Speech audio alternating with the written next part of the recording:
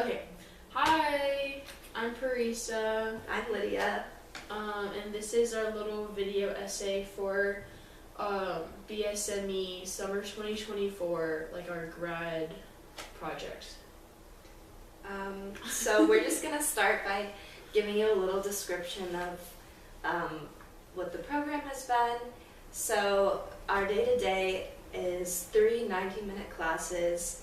We have a guided discovery course, we have a practicum class, and we have a gamification course. So Parrisa and I will start by explaining each of the courses. The guided discovery class is our first class. For the first 2 weeks, we had an instructor, Zoli, and he gave us a problem thread where there were a couple of different threads of related problems going on at the same time that all kind of tied together in the end. And then in the end, we were able to discover for ourselves through these problems a really satisfying proof of the Pythagorean theorem and have some really good discussion. And we've talked a little bit about guided discovery in general, just facilitating a classroom where students are responsible for their own learning, and it's very based on students trying to discover the material for themselves rather than formalizing ideas immediately or giving students the answer, really trying to get them to discover an idea by leading them there through a specific set of problems. Yeah, it's guided discovery especially like leans away from lecturing and just like focuses on those problem sets and problem threads.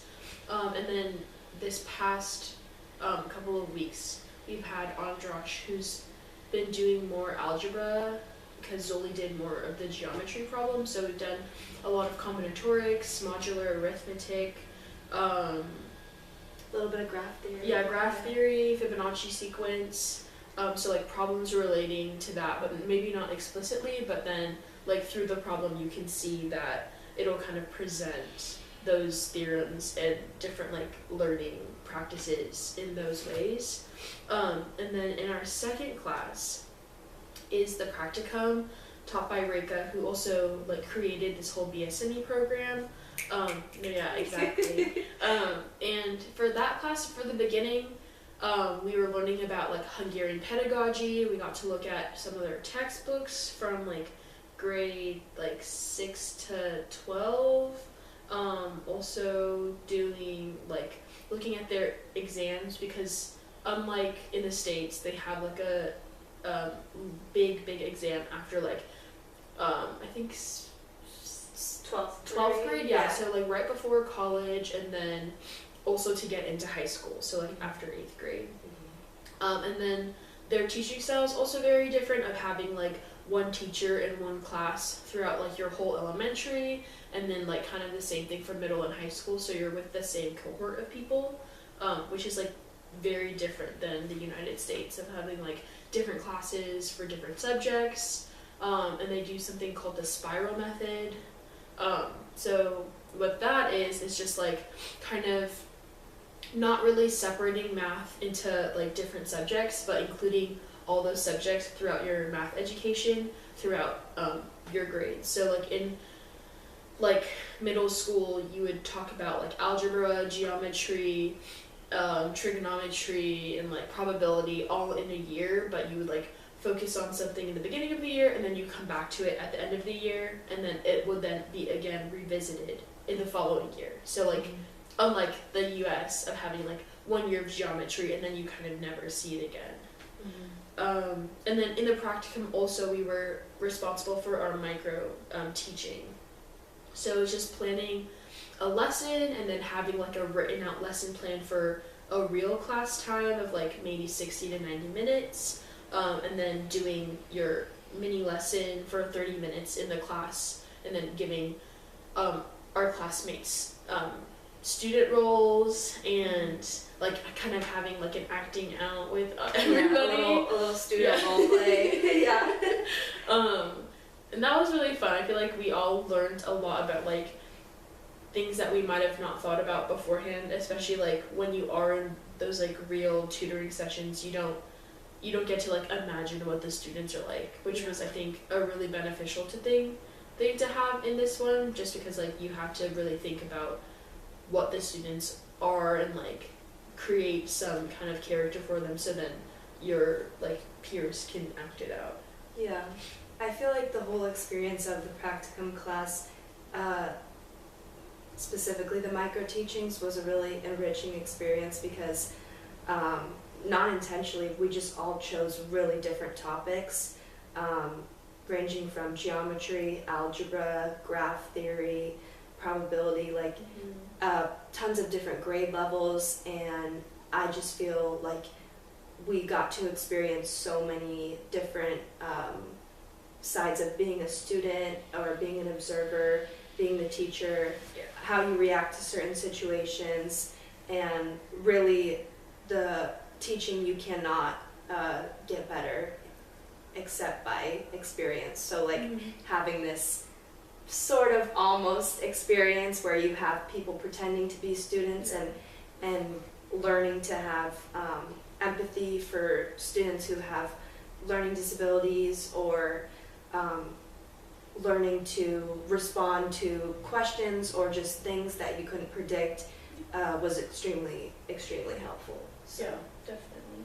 There's also like being able to learn from your peers, and then like you probably, like I know that I wouldn't have thought of different ways to show the same lessons that other people have, so now seeing those lessons and being able to like potentially adapt them to my future classroom is also really helpful, because it's like 11 other brains kind of doing like a lesson plan for you. Yeah. Which was nice. Yeah. Okay. Last class. Our last course of the day was gamification, and in a little bit we're going to have an interview with Marti, our instructor for this course. And gamification just literally means the use of games or game elements in non-game contexts. So we were specifically learning about how to gamify a mathematics classroom, but this the idea of gamification can be translated to really any subject. So this was another great course where we got to do a micro teaching lesson as well, learn a lot of practical ways to gamify a classroom, and just make a classroom more fun. And I think this might have been my favorite, just because I think a lot of times we just think that games or manipulatives can become a distraction in the classroom, but we really learned a way to incorporate games and manipulatives that made the learning experience richer and just connected with everything rather than being a distraction. So that was also a really great experience. Yeah, definitely. I feel like the gamification that Marti showed us like really varied a lot. Like in the beginning of the course of looking at online resources like Kahoot, Khan Academy, and then there were some other websites I'm forgetting the name of, like Quizify or something like that. Yeah, the Jeopardy one. Jeopardy game, yeah. But like including those online resources like in a small scope of just like realizing that you can easily gamify your classroom and not have to change your curriculum at all, and you can still like stick to what you need to teach, but also like add in these fun elements, and just kind of like seeing everyone vary about their micro teachings also, and then being able to do those in pairs and like kind of work together to make up like an activity that is fun and still is like relevant to some of your coursework. I feel like is really interesting, and I feel like after taking the class it makes like being able to manipulate your class in a way that can be fun still like doable. And like it seems a lot more realistic than what I previously thought, because I would always just think like, oh, I have to stick and lesson plan and like stick to all these things so I can go through the curriculum. But like we learned a lot in that class. Yeah. And like it was never like an explicit like problem thread or like lecture never happened. We just were playing games, and then through the games we got to discover. So kind of like the guided discovery of like what are games and how can you use them to like support your curriculum versus distract. I think that was probably one of my favorite classes also, just because it was always like we know we're gonna play games, and like we would always go in the class, and we all knew that Marti would have us like be paired up in a different group with her matching cards, and just like it was something new every day, and like you really couldn't expect what was gonna happen, because in the other classes like we knew we were gonna have a problem thread, we knew it was gonna be like algebra or geometry, but we obviously couldn't expect the problems. But like Marti's class was like very like on your toes, but in like a really good way. But I feel like all the classes together really supported each other, and like I think there are a lot of like commonalities in ways that each class supported each other. Because like even Marti's and Andresh's class had like some ideas and some games that were kind of similar and would go over the same topic, and they didn't even plan that. Yeah. Yeah. For example, we did a 2x12 NIM game, they call it, which is just a type of like number theory strategy game. And Androsh did one like maybe 2 or 3 days after Marti had introduced a similar one. And yeah, they obviously didn't plan it, but it was cool to see those connections. Yeah. And like both through guided discovery also. Just like, oh, this is the topic we're talking about. I think it was Fibonacci sequences. Yeah. Oh, the blocks, yeah. The 2x12 with dominoes, and then Marti did the it was just 1, but it was also 1 and 2. How many? Yeah. So we're doing the following interviews are all to get a little bit more of a sense of what other people took from these classes, have a conversation about some practicality and adaptation to future classrooms, and just get some answers from fellow students who want to be future teachers.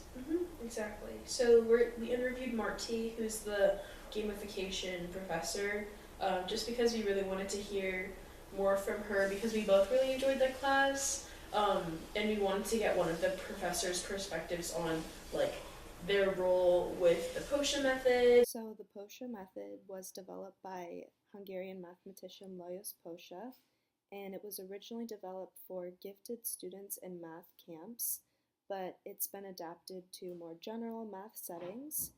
And the main principle of the POSHA method is to give students a problem set where there are strings of problems that are parallel or related to each other, and students then discover the mathematical concepts on their own.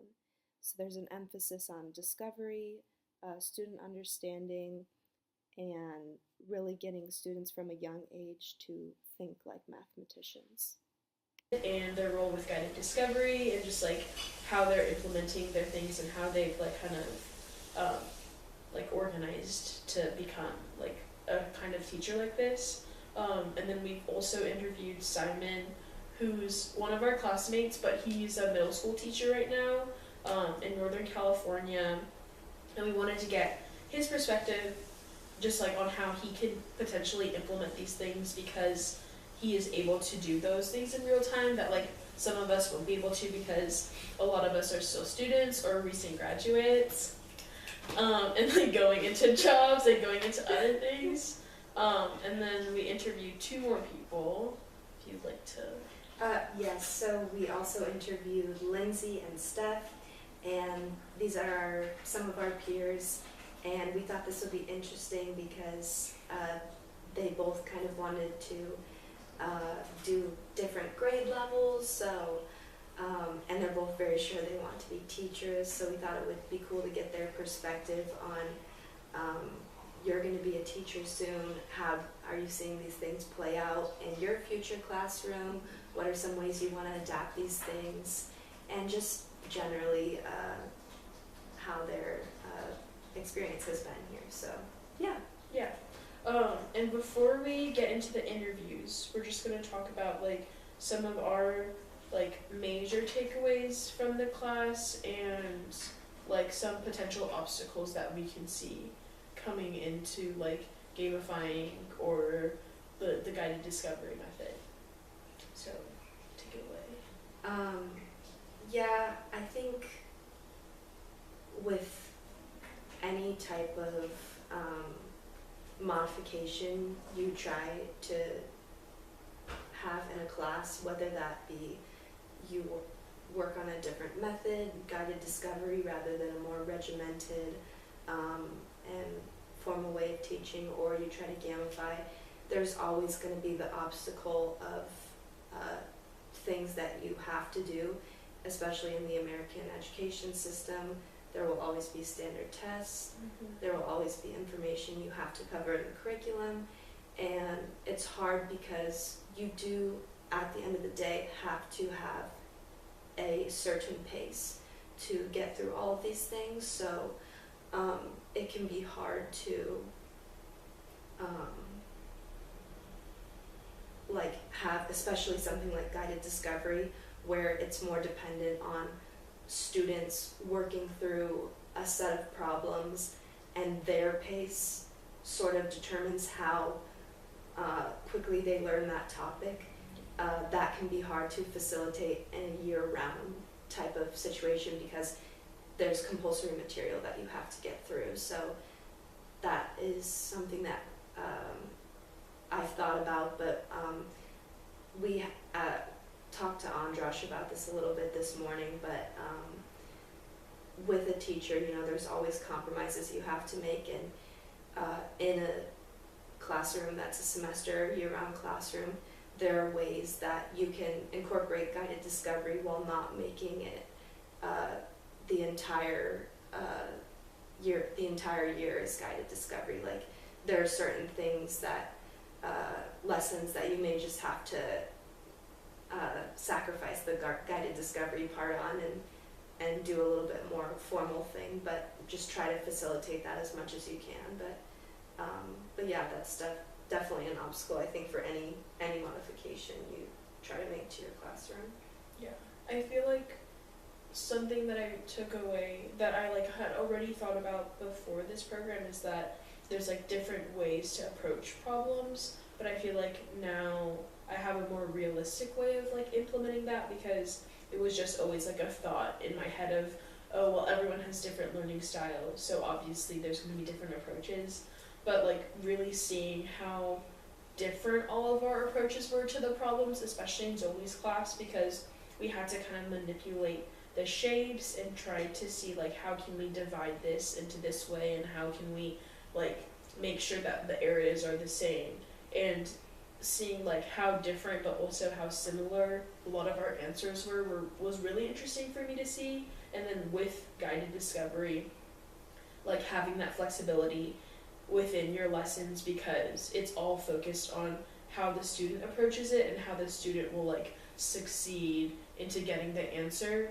But I also will say that like a downfall of that is, or I guess like an obstacle, is just the students that are like doing guided discovery have to have a lot of self-motivation, because it can be difficult to just like want to continue a problem thread if you're confused on maybe all the questions, and if you're not really like progressing on 1 or 3, then it's kind of like, oh, I don't really want to do this anymore. But like having someone in the classroom who is really motivating, like Zoli and Androsh, was really helpful to have, because we would like be provided with hints, and then we would be able to work in groups, and then kind of having like that teamwork aspect with our classmates was really helpful. But I can definitely see like in the States, especially with like schools who don't have enough resources and teachers who are overworked and underpaid, like, and just like students all coming from different backgrounds and having like other things that they're worried about. But like obviously with the right circumstances, I know that it is a possibility because we got to see it like firsthand, how well it did work with motivated students. Yeah, definitely. Something I think that goes along with that, and also what you were saying earlier about the 11 brains, I think something I have learned is it's so helpful if you do want to be a teacher in the future to try your best to develop a like math teacher community or whatever subject you are teacher community, because there were so many micro teaching lessons where I was like, oh my gosh, this is a great idea. I want to use this. I would have never thought of that, you know. Yeah. And I hope I maybe contributed that to someone else too, and just like the way that, and also just of course feeling overwhelmed as a teacher and having someone like, I am so stuck. I don't know how to plan this lesson. Do you have any ideas or things like this? But yeah, I think it can just be really helpful. Trying to have a community like that and just getting other ideas, because I can't even believe like how creative everyone in our class was. Like it was just crazy how many different lessons and how many different ways to teach the lesson that people came up with. So that's definitely something I took away as well. Yeah, and just like the aspect of gamifying the classroom, like I feel like it's way more attainable now because of Marti's class. Yeah. And you'll hear a little bit about what Marti has to say in a little bit. Hi, we're here at BSME with one of our teachers, Marti. She taught us a course on gamification. So would you just tell us a little bit about yourself and how you became a teacher? Okay, so, you know, the boring age-old story, I always wanted to work with people, that's true. so I always wanted to work with people, and I tried different things, and I think I'm still not like completely sure what I will do for the rest of my life. I love teaching. I taught 7 years at a high school, math and English, and English, I think with different variations, and I'm teaching in teacher training. Mostly methodology, things like that, and shall I go into gamification or what? Yeah, we wanna talk about that.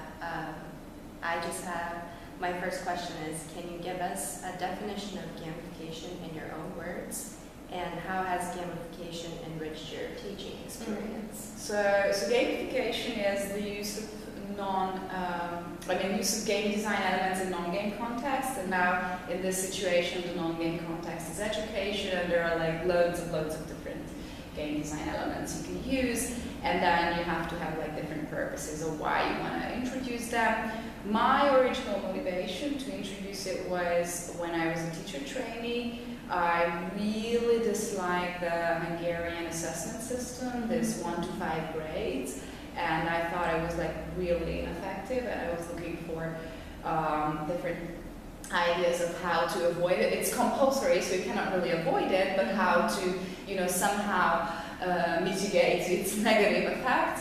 And then when I was at university, I heard a lesson on gamification used for assessment, and I was hooked immediately. I was like, yay, this is what I need, and so I chose this to be my master's thesis topic. So I wrote my master's thesis on it, and then when I started teaching, I started to use it, and I was very happy that basically it could, I could reach this goal to somehow mitigate the negative effects of grades, and so primarily I used it in assessment.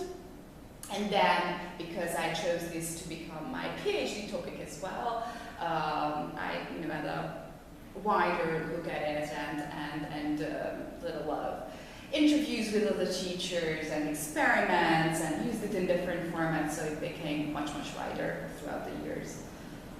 Awesome, thank you. Nice. So our next question is, What is your favorite element of gamification and why? And I know there's a lot of different elements, so it might be hard to choose, but if you could narrow it down to like top 3, top 5. Wow. Okay. So this is the question that I'm just gonna. I said it's not my favorites. This is the first that comes to my mind. Okay. So whatever comes to my mind first.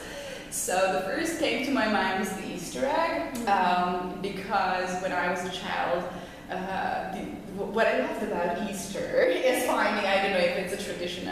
Or if it was a tradition when you were a child, but you know, our parents hid like chocolate eggs and sweets and whatnot in the garden, and we had to look for them. And I love treasure hunts, and I love all these kind of games. So I love surprises and finding things. So that was the first thing that came to my mind, actually in connection with the discovery. So I got hooked on discovery learning early on. So when I got to know the potion method, then which is based on discovery learning, I was very, very motivated to teach like that. So and I could also connect it to gamification, because there are lots of playfulness and games in it as well. So I think that discovery would be another one, and let's choose a third one. Okay, cascading information theory, just to have a very, very fancy sounding one. So basically this just means to break down whatever you would like into small baby steps so that everybody can go through it, and it's not like an unachievable goal in the far, but okay, I can do this next step, and then at the end you just realize that, wow, I've gotten so far. And I think that if you give like hints to students, especially in math, you know, just a little bit of a push is sometimes enough to, you know, give this sense of success and achievement and discovery. So, okay, these would be my favorite ones. What are some obstacles a future educator might run into trying to implement gamification, or maybe some obstacles you've run into? Yeah, I think the biggest obstacle is the compulsory stuff. So teachers often don't have the chance to do things however they want to. So there are like mandatory things you have to keep, such as the grading system or the standardized tests or all of these. So I think that these are a very big obstacle. So I use a lot of gamification in teaching English, and it's, you know, there's much more freedom and flexibility, because whatever you do in the target language, you learn the language. But in math, you have like a very fixed given, you know, framework and curriculum and everything. So I think that you have much less flexibility. But so for example, of course, I cannot choose what to teach, but I can choose how. And then this is basically what I think is a good approach. That okay, maybe you have to give grades, but you can have the freedom to choose how, and then maybe you can mitigate the negative effects. Or you have to teach this material, but maybe you can turn it around and not explain it to the students, but give them questions and problems for them to discover. So I think that it needs a little bit of a change of attitude from the teachers to you know, be brave enough to think outside the box, just to use a cliche here. There's the other thing which I struggle still a lot with is, you know, time and money, and you know, it's like we're very, very overworked and underpaid, and I think that's the case in most countries. It's unfortunately a usual problem. So I think that you know, balancing of how much innovation you have the capacity for is very important. You know, not to feel bad if you don't have all the time in the world to reinvent whatever you want to teach. So I always tell them, implement, you know, just as much as fits into your time. You know, if it's not much, but it helps you, you know, it solves the problem, then it's worth it. Yeah, definitely.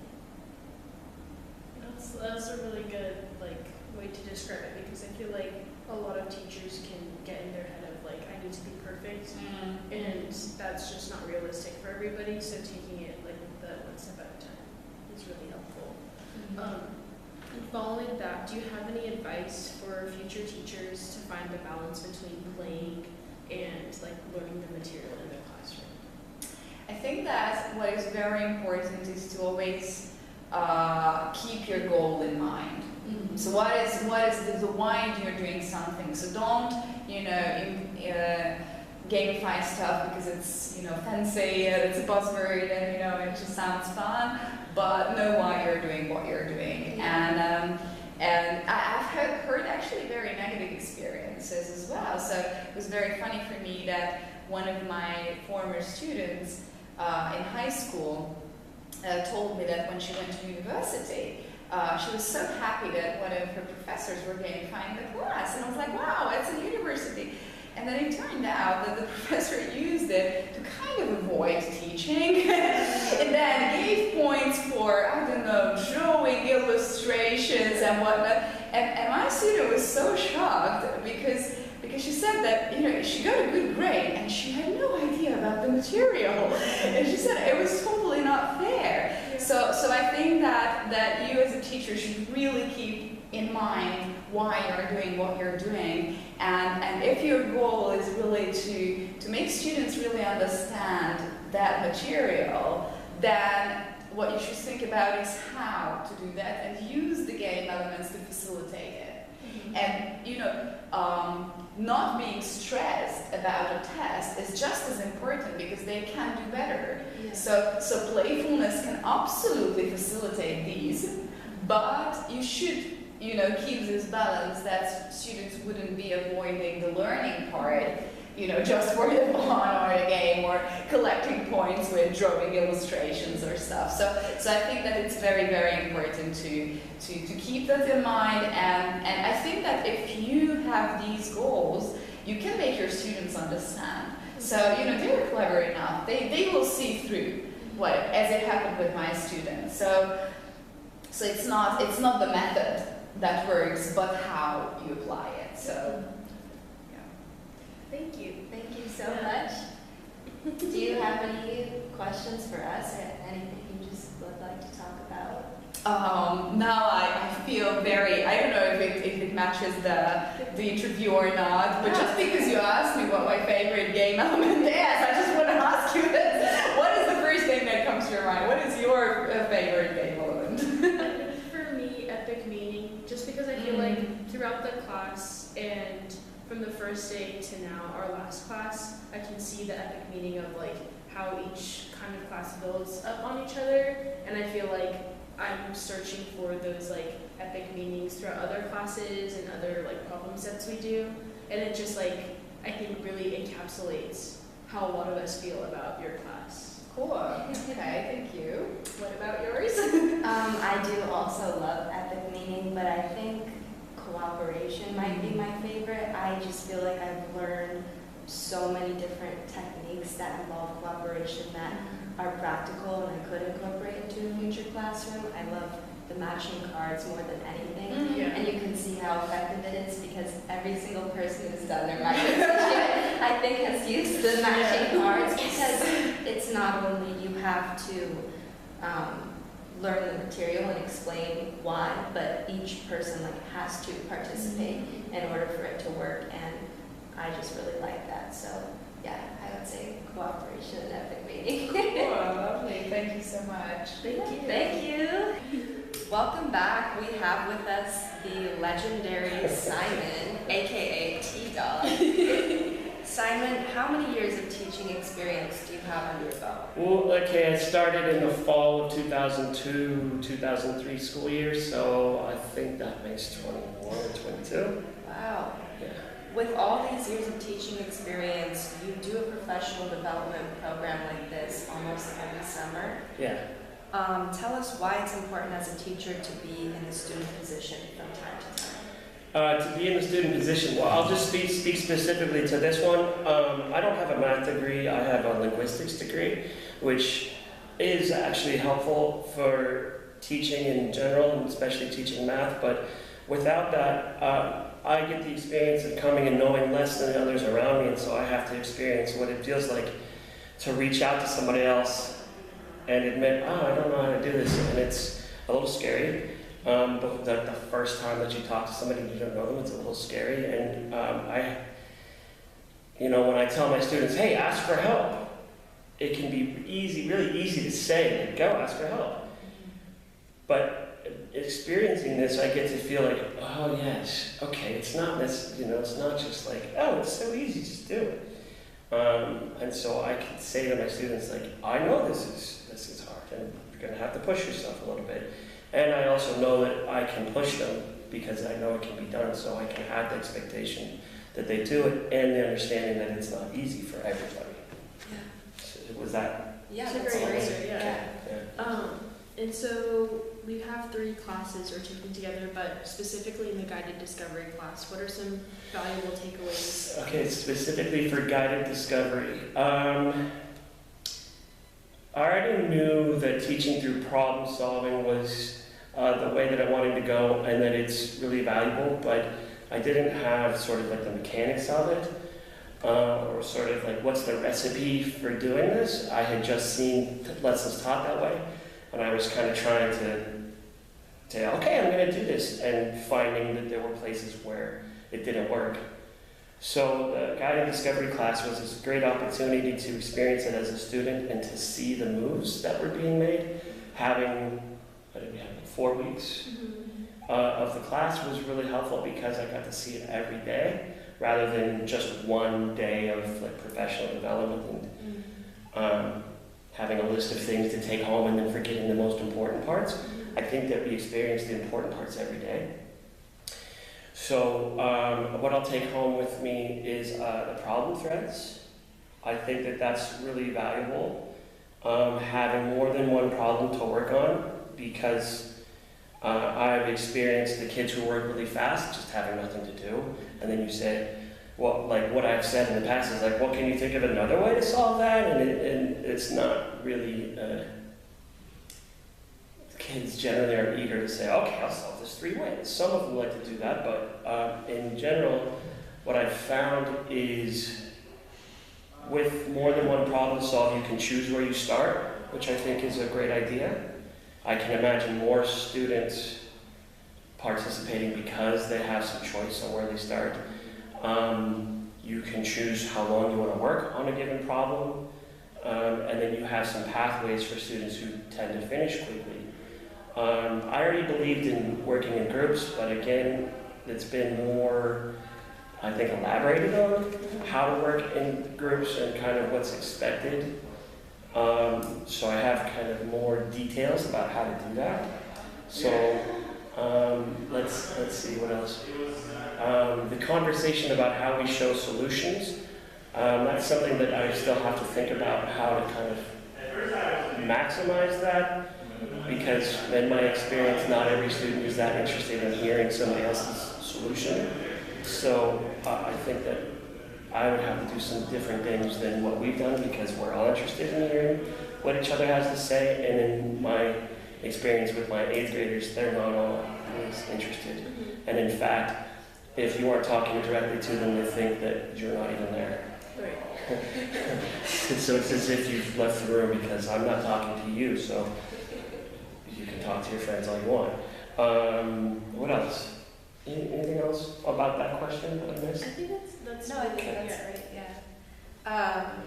This kind of, you said a couple things already, but I was just going to ask, what are you excited to try and incorporate into your classroom? Maybe anything, not just guided discovery. So, anything you can take it from the program. Games. I have more games than I can. I think that what was really helpful about the games class is that we played a lot of different games that were connected to each other. So when we talked about the DNS's 6, was it 6 steps or 6 levels? 6 stages. 6 stages, right. So in those 6 stages, I got a much more clear idea of when to introduce the formal piece, and that we should play for longer than I have been doing up to that now. So like in the last few years when we would play on like a NIM type game, I might try to go to formalizing, not immediately, but within 20 minutes. And I think that playing different games that have pieces that are similar would be really helpful, because the math comes out on its own. Especially I liked the chessboard game where we can move to the side or move down as much as you want. I found that to be a really rich game that had a similar ending point to when we were lining up the pieces and then taking away one or two. So I have like more focus on that we're not just playing games just willy-nilly. We're playing games and it's fun, and there's this purpose behind it also, that we can take something away from it. So that feels a lot better. As far as the guided discovery, I think having multiple threads going at one time really made a lot of sense, the way that we're doing it. Whereas my experience as a math student is, this is the topic we're going to cover. Here's this one single topic. Here's an example that we're going to do. Okay, everybody, let's go over this example. You listen to it. Okay, let's solve one together. And now I'm going to give you 20 problems to solve this one topic that we're talking about. Whereas what we've been doing in guided discovery is, okay, on Monday, we introduce this idea. It's simpler. Tuesday, we're adding, we talk about it, maybe go a little bit deeper, and then we add another piece to it. Wednesday, we add another piece to it. In the meantime, we have these two other threads that we're working on also. So I felt, with the things that I didn't understand immediately, over time, I was given the opportunity to talk to other people and continue to ask questions and continue to work on it. And I feel that my understanding has improved, even though I'm not at a mastery level. So what I experienced was some level of success. How that translates to a 13-year-old, I think would be a little bit different if you come into the class having had a lot of negative experiences in math and feeling like I can't do this, and math has been this thing that is just like my least favorite thing. I think that that's a consideration that I'm going to have, but I still feel that it's far more effective than me telling them everything and having them write it down in their notes, because that 40% of kids who don't get anything from that, they're still going to get more, even if they're not as, I just feel that they'll be more engaged, even if it's only 5%. So that's kind of my answer to anybody who's like, God, this is chaotic, it looks like a mess, it goes much slower, you're not telling them as much stuff. Like, one thing that you might hear from a student is like, you're not teaching me anything because I'm not telling them all the stuff to write down, so they have this list of all the things that they learned. But I don't know that the student who's not engaged would have done any better in this. I'm teaching you every single step, and now you're expert at math. So that's kind of like when I have doubt about teaching in this way, I can always go back to like, well, it's not any better this other way, so it's not going to hurt anybody. Totally. Yeah, great answer. And then the last question is, so what do you think some difficulties you might run into when applying and adapting the methods that you've learned, either in guided discovery or the gamification? So, my experience as a math student in the United States was very much the teacher, that's my experience, very much the teacher tells you how to do stuff, you practice it, and then you take a test on it in 2 weeks. And then I get a C because I forgot one of the little steps, and so although there were many things that I did right, I got the wrong answer, and so I missed that problem. If you're a teacher who's had that experience yourself, I think it's difficult to have a confidence right away in doing it this other way.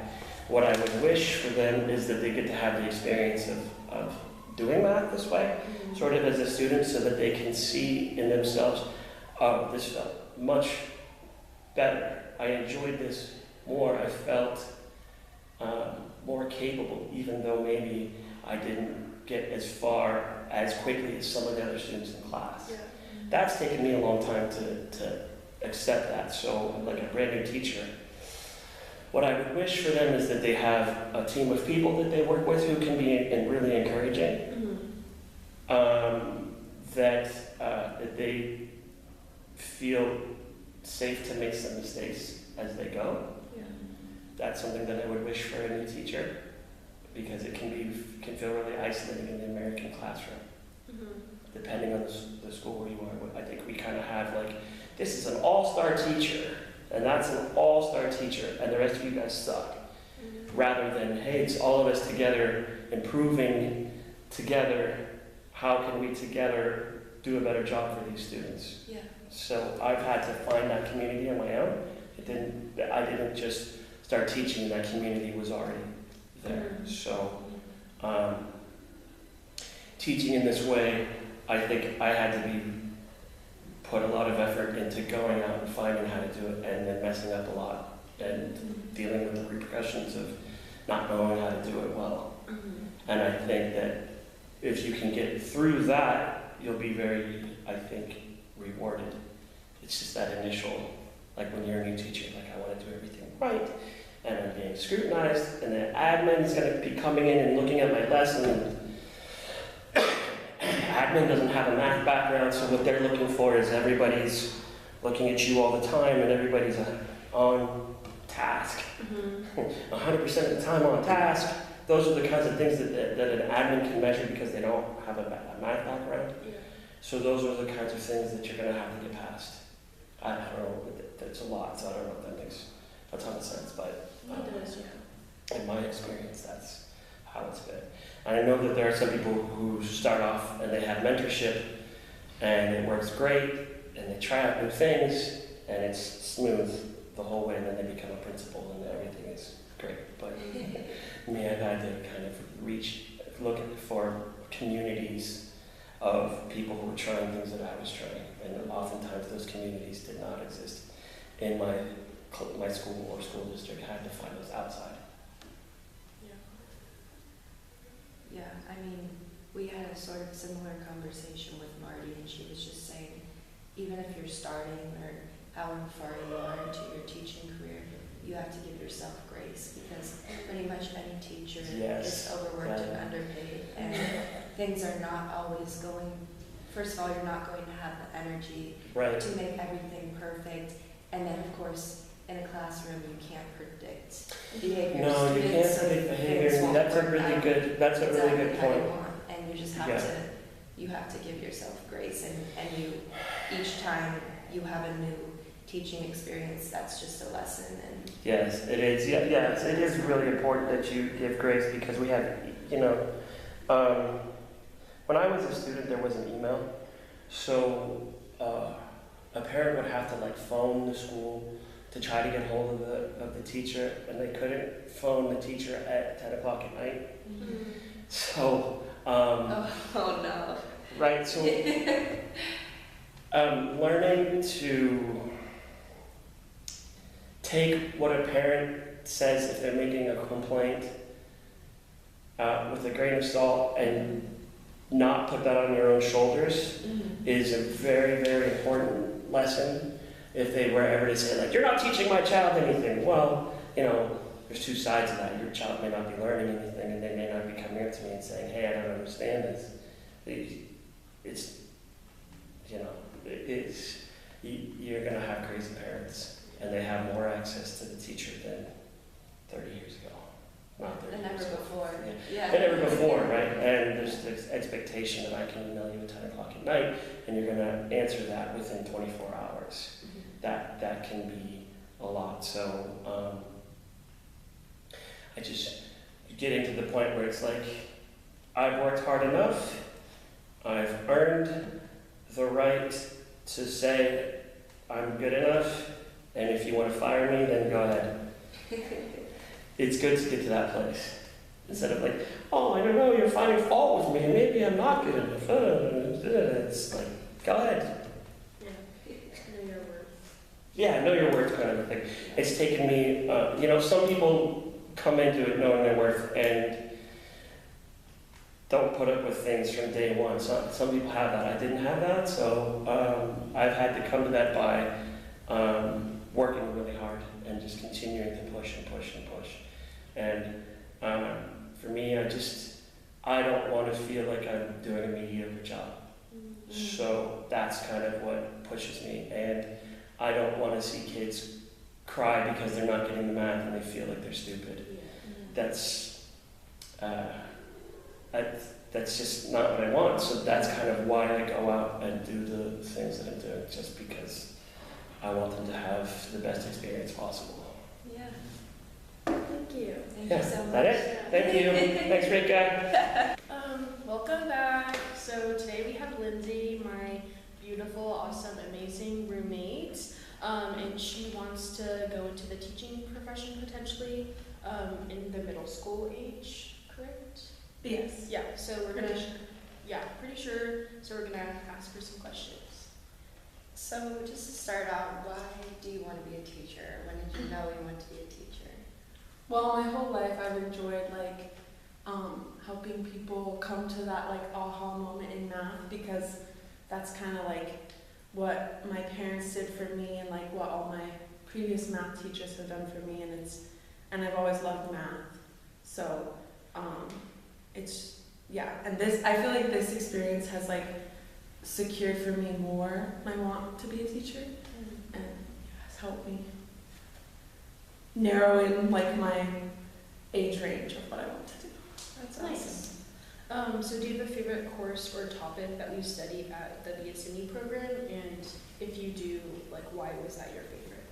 I think my favorite course was the gamification course, just because it gave a lot of ideas for teaching in the future, and activities that you can include in your course, while also keeping it broad, to include any game element in your future teaching, and it would make your class more fun for the students and hopefully just more engaging. And I think that's why it was my favorite. Also, I love Marti. She's really cool, and it was just a fun, energetic course that I think I'll take a lot of ideas from that course into my future teaching. Yeah. Amazing. You did a great micro-teaching lesson on functions. Can you reflect on that a little bit? What did you learn from that experience? How did you come up with your lesson? I definitely learned a lot from it. Just explaining things, and how you need to flesh out all the details of something, because you don't know what a student could ask, and you don't know where what you say to them is going to lead them in their discovery. So you kind of have to prepare for a lot more than I thought you had to prepare for. So I think I definitely learned that. I also learned that implementing some of Marty's ideas into a class can definitely work, and it doesn't disrupt the flow of your class. And then the next question is, what are some things that you've learned here that you're excited to incorporate into your future classroom? Definitely a lot of it. I really enjoy the potion method and of discovery, because so much through math and the American school system is just the teacher tells you what it is, and you just have to take that as fact and just move on, which I always questioned when I was a student. I was always okay, so why, or what's the bigger picture here, or how did we get there? Sorry.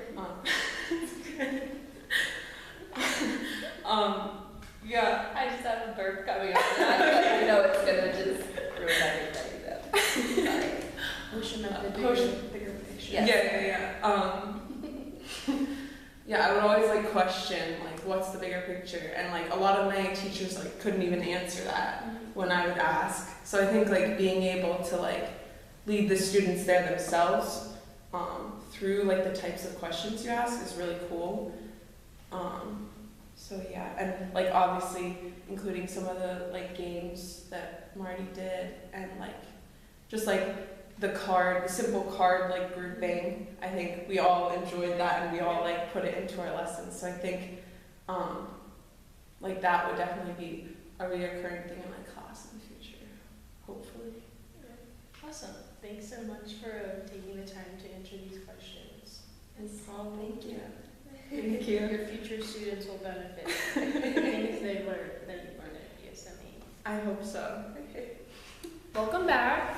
We're here with Steph, the wonderful, amazing our classmate, and she wants to get into like the elementary age for teaching. So we're gonna ask you a couple questions and just want to hear what you have to say. Sounds good. Nice to be on your show. Nice to have you. So the first question is, why do you want to be a teacher, and which grade specifically are you interested in teaching and why? Yeah. So when I was younger, I knew that I really liked kids a lot, and even when I was like 6, like helping out like a 3-year-old or like a 2-year-old, like helping out someone younger, like just made me really excited. And so I just knew I wanted to do something with kids, and then later it developed into teaching. And now I'm here. But yeah, I thought that it was going to be like younger kids, but through school and just like, volunteering and stuff like that, I realized that like I like middle and high school too. Mm-hmm. So I might teach the older grades, but I mean, my heart's always down to those younger ones too. Yeah. So what are some meaningful things that you took away from our guided discovery course? Oh, guided discovery. Good class. Which one's guided discovery I really liked how it was like there were only like a few questions. Like I feel like I'm a kind of student and also just like person, like I get like overwhelmed sometimes if like there's too many things and like I just want to do everything and get everything right. Mm-hmm. And so like being limited to like a few that like you could focus on one and like get that one right and then like have your classmates tell you the rest. Like I really like that, and like you weren't like marked or seen down upon for not making it through every single one or not getting the right answer to every single one, which is really unique. I feel like a lot of the times in classes it's like, here are your 15 practice problems, you need to get 10 of them correct, and it's a very interesting environment where it's like, here's your 4 questions, get yourself familiar with all 4, but maybe try to solve 1 or 2. Yeah. Nice. Partial credit is allowed. Oh, yeah. Love partial credit. It's my favorite. And the next question we have is, so what are some of the drawbacks of guided discovery in your own opinion? Yeah. I feel like I'm the kind of person where like I like to think about stuff in theory. So like in theory, guided discovery like works in my brain like 100% of the time. Mm-hmm. And then you're like in the class and you're like, oh, actually like it wouldn't work here. Like it doesn't work for me here. Mm-hmm. So I don't know. I feel like we're all very motivated, so the class works for us, and I feel like it's good for us.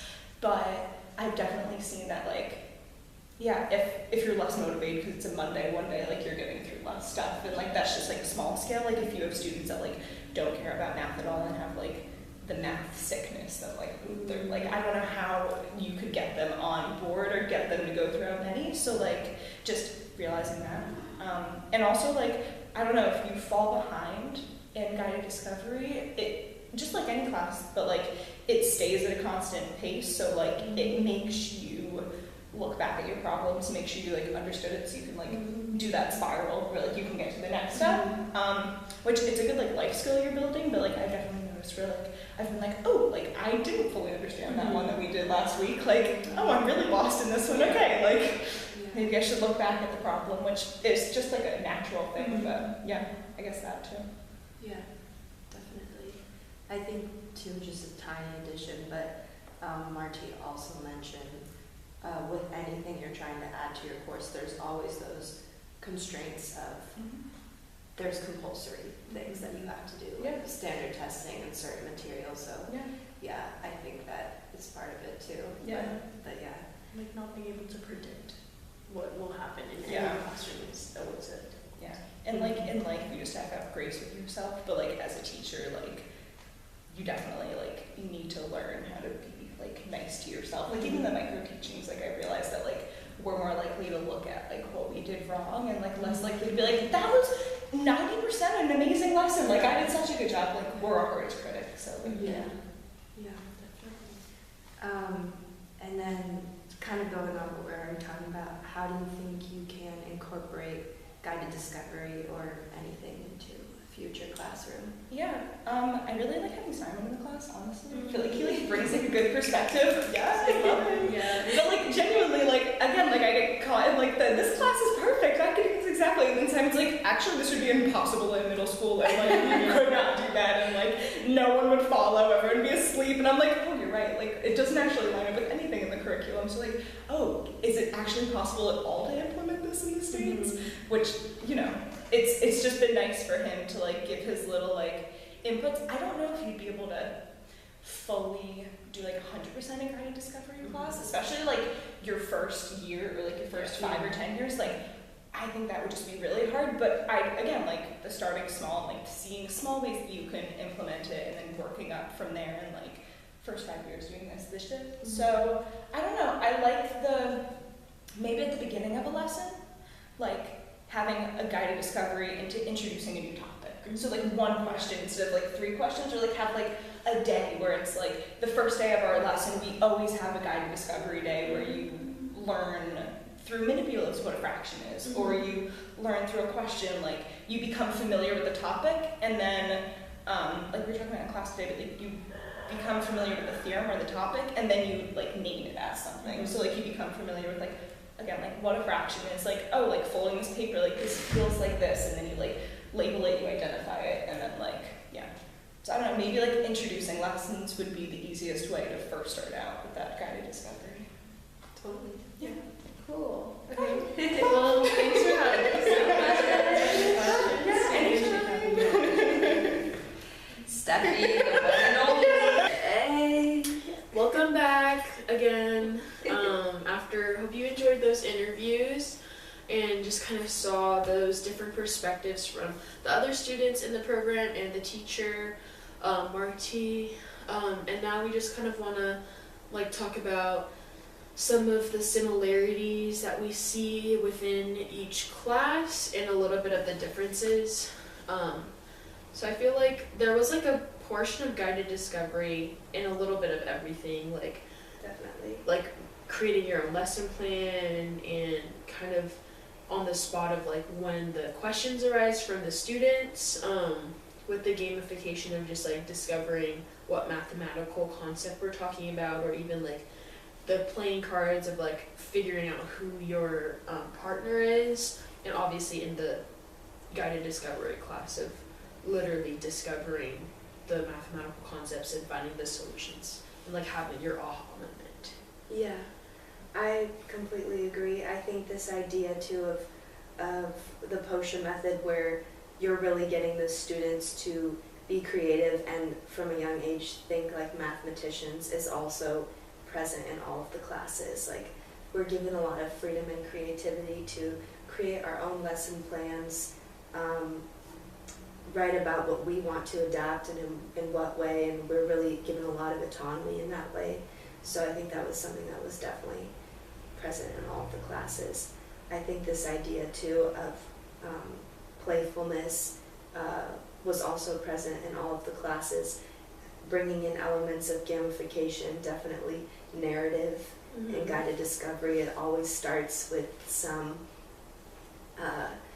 Red Riding Hood is trying to cross the river to get to grandma, and you know, it's just it's a geometry problem, and it's about reflection and whatever, but behind it there's this like narrative and fun story, and that was present in all of our classes, just gamifying math and making the learning process a little bit more playful with games and manipulatives and narratives, and yeah, we saw that in all of our classes. So yeah, I feel like the classes, although they're really similar, obviously have their like own unique aspect. I think the practicum was like a lot of like independent work, but also like really dependent on like us working as a team, kind of like through the micro teaching and seeing like how can we work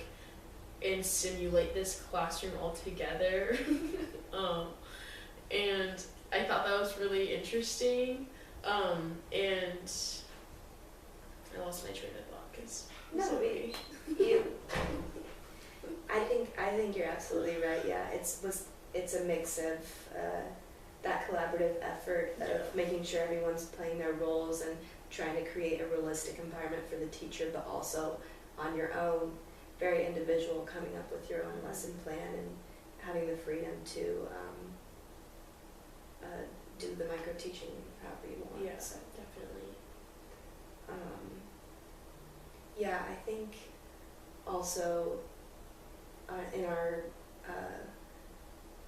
in all of the classes we've had to either do a micro teaching or put together a set of problems or a lesson plan or do all of these things, and I think that's also been very helpful because each of them do differ in a way from each other. For our guided discovery one, we're supposed to make a POSHA-like problem thread, and for gamification we did have the option of collaborating with another peer, and practicum we had to work alone, but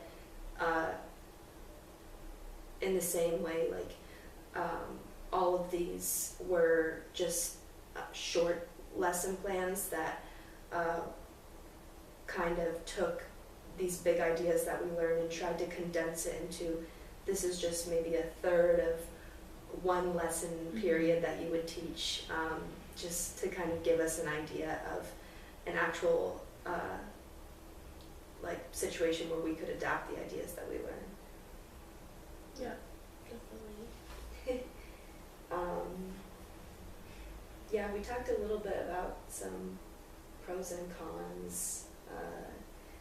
I'm not sure if I can think of other ones other than just the practicality aspects. Trying to incorporate things when you have a set compulsory curriculum. Yeah. The funding aspect. Yes. And just like, of course, yeah. like how much energy you and your students both have, I feel like. But we kind of discussed that earlier. Yeah. I think what Marti said also was just extremely valuable to remind yourself as a teacher, like not only is it impossible to completely gamify a course or a unit, but you also just you can only work yourself so much. Like you can put in what you have the time and energy for, and gamifying your class in any way, I think is just something that you can be proud of. So it doesn't have to be every lesson, every day, you know, but yeah, and just having those time and resources. Yeah, you can't, that's such a good point, you can't guarantee like what the school will reimburse you for or help you with. Yeah. Or like predict really anything, because like you can plan a perfect lesson plan or a perfectly gamified lesson, and then the students just like are having a bad day and like don't even want to participate in it. Yeah. Yeah. So like I feel like Simon and Steph and Marti were like, you just have to have grace with yourself. I feel like through the process of learning in this way, I've definitely learned to have more grace with myself, and just like being with such like inspiring and like really like motivating teachers has like really instilled that like it's okay if you make a mistake, that's just like part of the process. Yeah. Yeah, I feel like that was like really talked about like in each of the classes also, and like I feel like the professors for the classes were really like picked well because they all brought like some different aspect, but also like kind of with the same thinking of like you're supposed to be confused and you're supposed to like not know, because that's just the like the first process, like the first part of the process to like getting a bigger and better understanding of something. Yeah, completely agree. Yeah. Yeah, I feel like now kind of talking about different levels of education of like where this possibly could be applied. The practicum, I feel like for like any education class, like I feel like this is like even in the US is like partly kind of like this, maybe not as in depth of like having a class profile in my experience, but like I feel like people will tell you to make a lesson plan and then do it. But like with the intention of like having the POSHA method in mind and like guided discovery in mind and gamifying is something that I think people like who have done this program can bring back to the States. Yeah, absolutely. I had taken a math education course and we did a lesson plan in the end, but it just was not to the extent of detail here.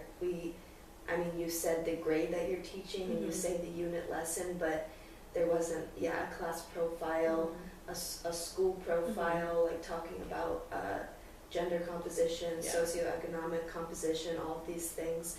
And each student role play, I think it just changes the whole thing. It makes it much more practical and a much more helpful experience. So even I would say as a college level teacher, like if you're teaching a math education course, I think this is a great idea to bring in this assignment of having someone make a class profile and use that to teach their lesson, not just thinking about the math, but thinking about how the whole thing is going to go, because that's how it is in the real world. So for sure. Yeah. And for the gamification, I feel like that can be used kind of throughout like all of school. I feel like especially for younger kids because they're like really interested in games, and there's so many game elements that you can include like into your lesson plan, that if you have like the right support and if you have the like experience and if you just kind of want to try something new, it's possible to gamify your class in like small and very big ways. Yeah, I agree. And I think too, in Marti's class we had a day actually where we had certain blocks and certain manipulatives, and we had to write down, what's a way you can use these at elementary, middle school, high school level, and college level. And I think at first it was also a bit hard for me to think in general, how does gamification translate to university level? But seeing, for example, Adelaide and Eden's lesson, where they used the string to show the graph theory, I was like, oh wow, like I never would have thought of that. So there's ways even to gamify at a university level. Yeah, I definitely think it is much easier, like elementary and middle school, but yeah, it is amazing. It really, if you can get creative, you can translate it to any grade level. So. Yeah, definitely. And then the last one of guided discovery, I feel like again can be applicable to like all levels, but the way that it's applied is, I feel like, harder to do for upper level from just like what I'm thinking of, just because at universities you have a lot of information to get through and a lot of people are really focused on their grade, but you can say that for like any grade, but like at this level it's like I'm paying for this education, so do I want to be playing games or do I want to learn like the material in like the way that we've just been learning it throughout our whole education system. Yeah, I think too it can definitely be hard to have this more intuition, slower paced thing when you're at a higher level of math. Like you really can't predict what pace students will go at and what levels people are at. So yeah, I don't know, I think it could definitely be easier in like a calculus course or things like this. But yeah, I'm not sure. That would be a good discussion. To have with some of our instructors, like how do you think a guided discovery could translate to upper level university courses? Especially in like large, like 300 person class, like how can you a lecture like that would be really difficult, but I feel like there is a possibility of it if you like frame it in some sort of way and like you work with groups and like kind of condense your class from 300 to like maybe like if you have 6 groups or like 20 groups, and then you can work and check on those 20 people.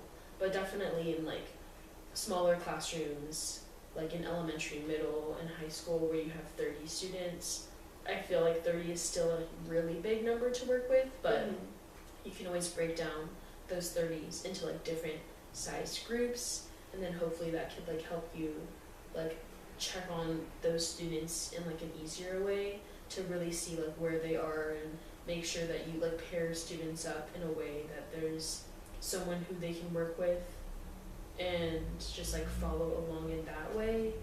But I feel like it can be like something as simple as like a warm-up activity, Yeah. and it doesn't have to be like your whole lesson plan, Yeah. like your whole like the curriculum as a whole. Yeah, absolutely. Yeah. Cool. Okay, well, thanks for listening to us talk. Thank you so Yeah. much. Hope you enjoyed. Yeah, hope you enjoyed. Okay. Okay, bye.